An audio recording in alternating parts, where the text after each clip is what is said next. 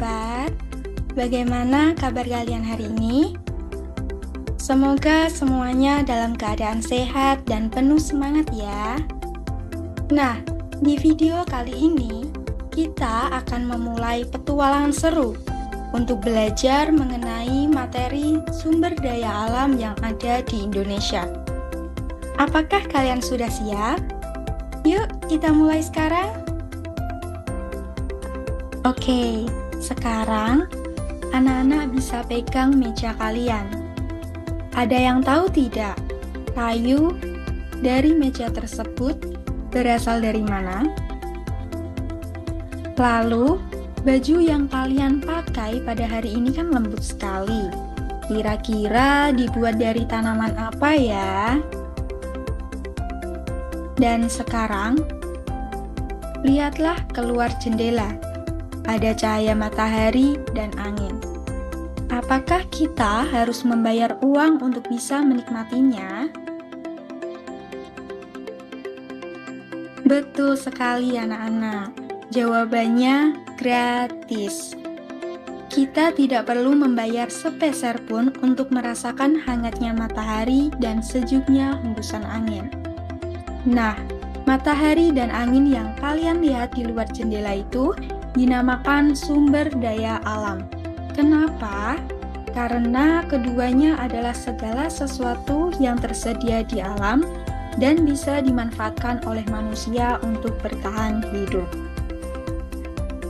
Oke, mari kita masuk pada materi pengertian sumber daya alam menurut seorang ahli.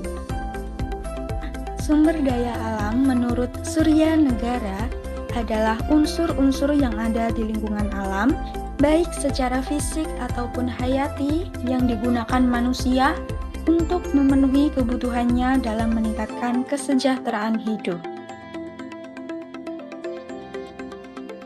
Untuk memahami bagaimana alam menyediakan kebutuhan kita, maka kita selanjutnya akan membahas materi tentang ciri-ciri sumber daya alam. Untuk ciri yang pertama, berasal dari alam dan bukan hasil buatan manusia. Yang kedua, dapat dimanfaatkan untuk memenuhi kebutuhan hidup manusia. Yang ketiga, tersedia di lingkungan sekitar seperti tanah, air, udara, tumbuhan, dan hewan. Dan ciri yang keempat, jumlahnya terbatas sehingga kita perlu mengelolanya dengan baik. Untuk ciri yang terakhir, yaitu menjadi bahan dasar kegiatan ekonomi seperti pertanian, industri, dan energi. Selanjutnya, kita akan membahas poin pengelompokan sumber daya alam, yang dimana dibagi menjadi dua, yaitu sumber daya alam yang dapat diperbarui dan sumber daya alam yang tidak dapat diperbarui. Sumber daya alam yang dapat diperbarui adalah sumber daya yang bisa dipakai berulang kali, karena bisa pulih dengan cepat atau dapat melalui reproduksi dan siklus. Untuk contohnya dari sumber daya alam yang dapat diperbarui, yaitu ada tanaman, tanah, air, bebatuan, dan hewan. Selanjutnya, sumber daya alam yang tidak dapat diperbarui, yaitu sumber daya alam yang jumlahnya terbatas, butuh waktu sangat lama untuk terbentuk kembali, bahkan bisa tidak pulih lagi. Untuk contohnya, ada minyak bumi, batu bara, dan emas. Lalu selanjutnya ada sumber daya alam yang tak terbatas, yaitu sumber daya alam yang jumlahnya sangat melimpah di alam dan tidak akan habis meskipun digunakan terus-menerus oleh manusia. Untuk contohnya, bisa kita lihat ada sinar matahari, gelombang air laut, dan angin.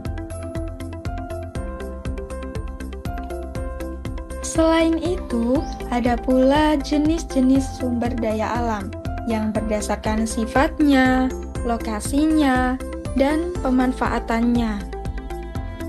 Yuk kita uraikan bersama. Untuk jenis sumber daya alam yang pertama yaitu berdasarkan sifatnya. Yang pertama ada non-hayati atau abiotik, yang dimana itu adalah sumber daya alam yang berupa benda mati, seperti tanah, air, angin, udara, dan sinar matahari.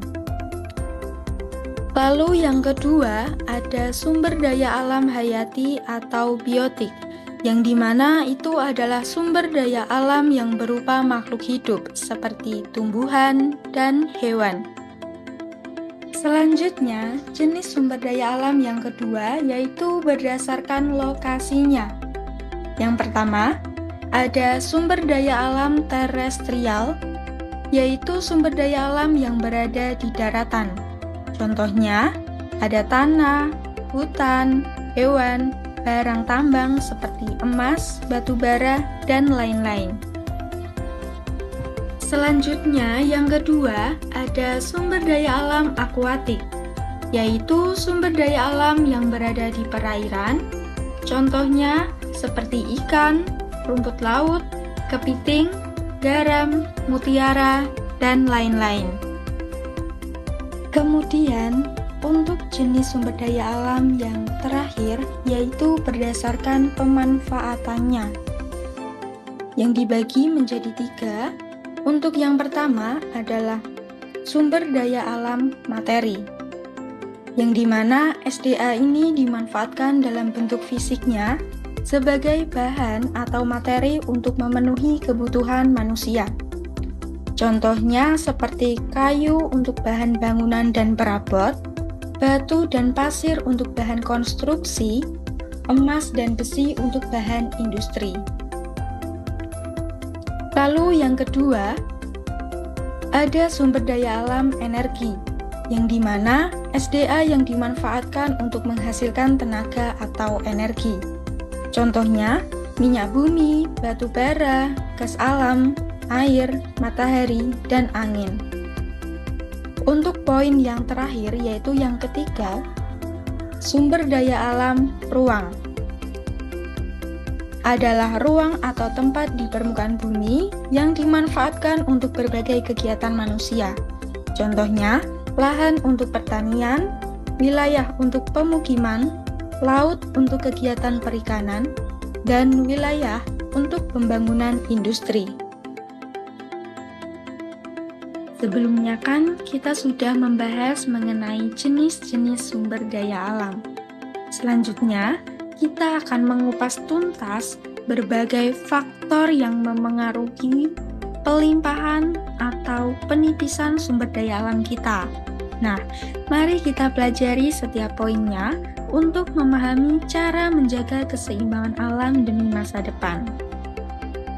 Faktor-faktor yang memengaruhi ketersediaan sumber daya alam.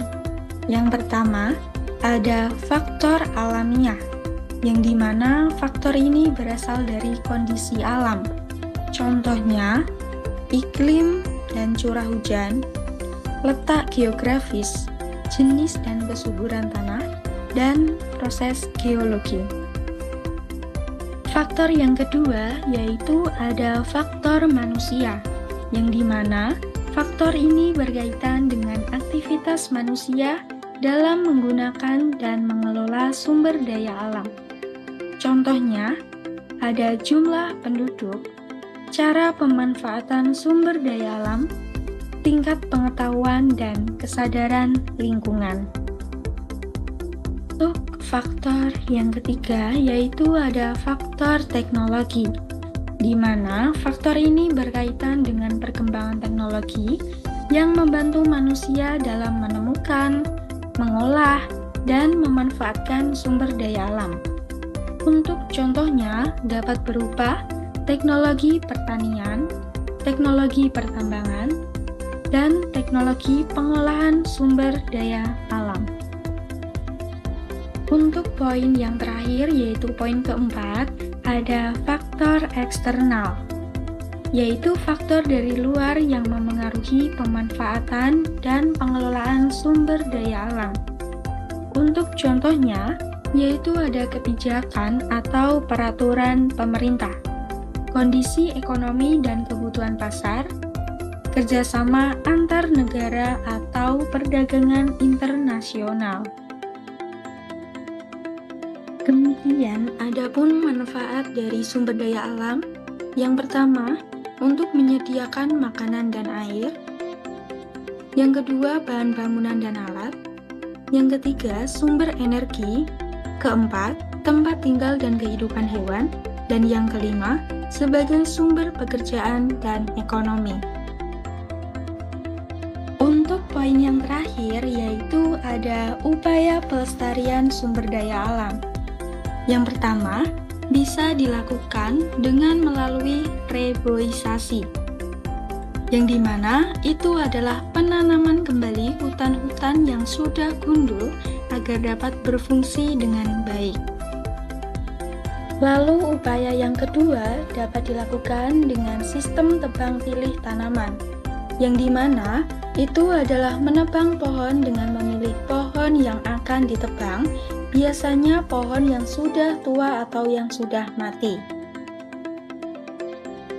Upaya yang ketiga yaitu dapat berupa perlindungan in situ dan ex situ. Perlindungan in situ dan ex situ dilakukan untuk melindungi hewan dan tumbuhan yang hampir punah. Lalu upaya yang keempat dapat berupa mengolah limbah tambang dengan baik sehingga tidak merusak lingkungan, dan perbaikan lingkungan setelah kegiatan tambang selesai agar lingkungan akan selalu terjaga kelestariannya. Itu dia pembahasan kita kali ini. Terima kasih atas perhatiannya. Untuk teman-teman, semangat belajar ya. Dan sampai jumpa di pertemuan berikutnya.